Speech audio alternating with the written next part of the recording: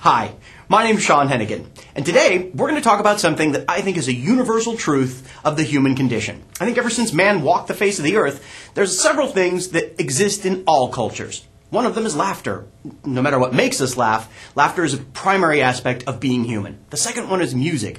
Even if we didn't have instruments, we would bang rocks, tap ourselves, hum, sing. I think that's something that's also universal. And the third one is love, the desire to feel close and connected, both in an intimate way as well as in friendships and with family members. Today, we're going to talk about love.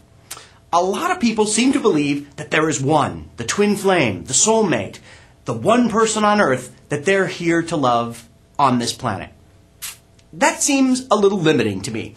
They say that home is where the heart is, and so we're going to look at the house that love built. We're going to see what it takes to make a loving relationship that everyone can enjoy. And so when we look for a home, is there only one house you can live in? Is there only one place that's the right place to live? And if you miss it, you'll be miserable for the rest of your life? Or if you change the course in your life, will you never have a home that you're comfortable in again? I don't believe that. I think there's a lot of places that we can really be comfortable in. Now, some of them we just know automatically, this is not for me. Other places, we can say, you know what? I could really see myself here. So that's what we're going to discuss today. How to build a move-in condition relationship. No fixer-uppers anymore. Many people will start the relationship going, well, I like this person, but I think if they did that, or if they shifted that, or dressed this way, or talked this way, or did a different profession, then they'd be just right. I think the best idea is to find the place, in this case, the person, that makes you feel that you're at home right off the bat. Now, the first aspect, I believe, is what they call in real estate curb appeal. And that means, realistically, most people aren't at a party, look across the room and go, wow, that person looks like they have a good heart and integrity. Most people go, oh, that person's hot. I want to get to know them better. And that's how it starts more often than not, is just the initial curb appeal. Now, the other thing that a lot of people don't look at when they're looking at a home initially is something that's very important, specifically in my analogy for relationships, and that is the foundation. Now, I believe the foundation is made up of four very distinct characteristics. The first one is friendship. Now, I'm not talking about the friendship where you get to go to the front row and go to a concert and see the show from the best perspective. I don't mean seeing your favorite movie or getting taken out to dinner. Those things are all great and an important aspect of friendship. As cliche as it is, the kind of friendship I'm talking about here, though, is the kind of friendship where you go, geez, I got to go to the DMV to register my car. I forgot and I'm late. And your friend says, hey, let me tag along with you. And not because they think it's going to be enjoyable, but because they like to be with you. Oh, I got a traffic ticket. I got to go to court. Hey, let me come along with you. I'll give you some support. That's what real friendship is. And I think that's something that grows more and more in a healthy move-in relationship. The second aspect of the foundation, I believe, is trust, integrity, together. And what I mean is once you get to know somebody, are they the kind of person that would lie? Would they cheat? Would they steal? And would they hurt someone? And if so, what would cause them to make those choices? Some people say, well, I would never do those things. Well, under certain circumstances, in order to protect people that you love, you may do things that you wouldn't normally do. That's what integrity and trust are about. Trust is, if you do something that is outside the realm of your integrity, would you talk to me about it? Which leads to the third aspect of the foundation, which is communication. Now, there's a variety of communication styles. Not everyone suits every other person. However, it is important to get a communication style that works with your partner. Some people like to talk, some people like to listen, some people are a little bit of both. So as long as the communication style works for both people. Oftentimes, I've had people come to me when talking to me about what they need to do in order to build a healthy relationship, and the first person will come in and say, I'm in a new relationship, and I talk to this person 3 times a week. It's driving me crazy. I'm so busy, I don't have time to talk that much. That person will get up, walk out. The next person will come in, and they'll say, I'm in a new relationship. We talk 3 times a week. I can't take it. It hurts my feelings. I want them to be the first voice I hear every morning when I wake up, and I want them to be the last voice that I hear every night before I go to sleep. Now, neither one of these people is wrong. It's just they have different communication needs. So that's the first thing you can look for as far as communication style, is the frequency and the type of communication that you have with your partner working for both of you. And the fourth aspect of my foundation for a healthy relationship is respect. Do you respect how I carry myself in this world?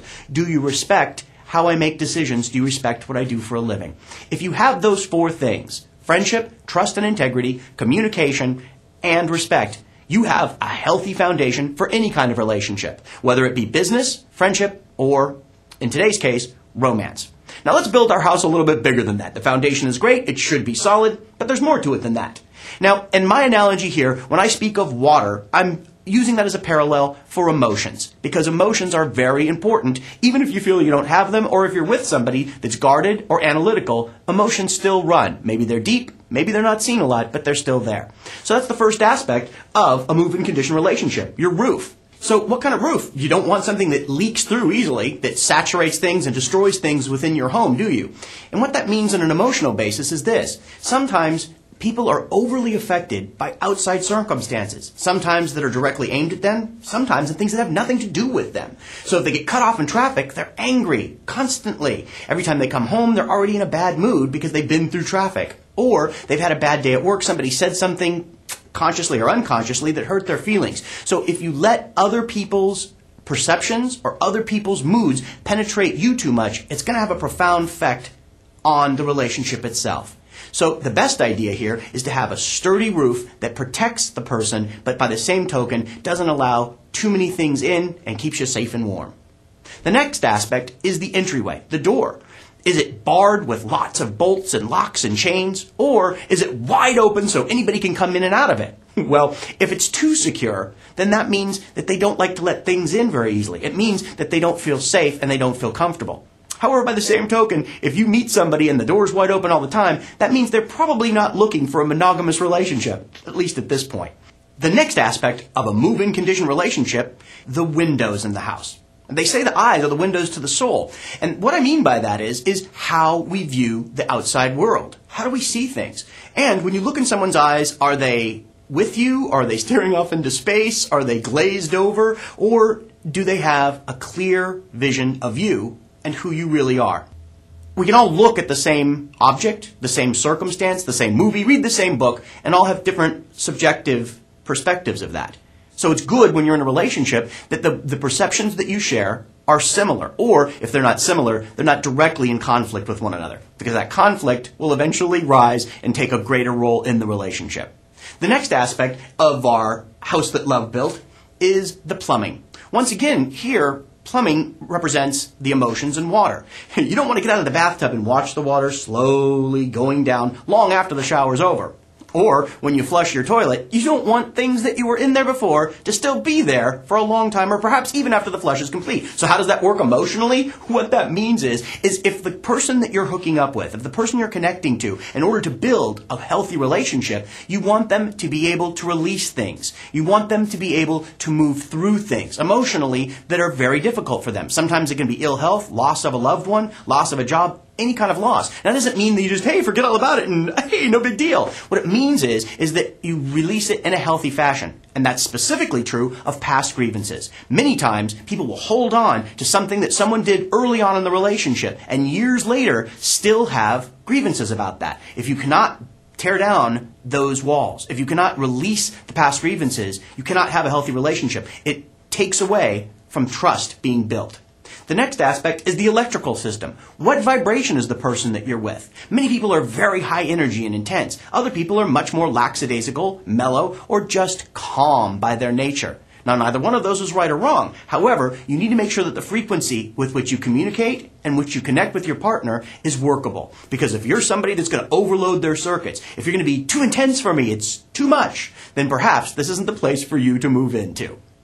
So, remember, next time you're looking for a relationship, you gotta make sure it's a move-in condition relationship. Check your foundation, make sure that you have the 4 components of it: friendship, trust and integrity, communication, and respect. Make sure to check the roof and make sure that everything won't permeate the relationship, soak it, and make it really uncomfortable and unpleasant.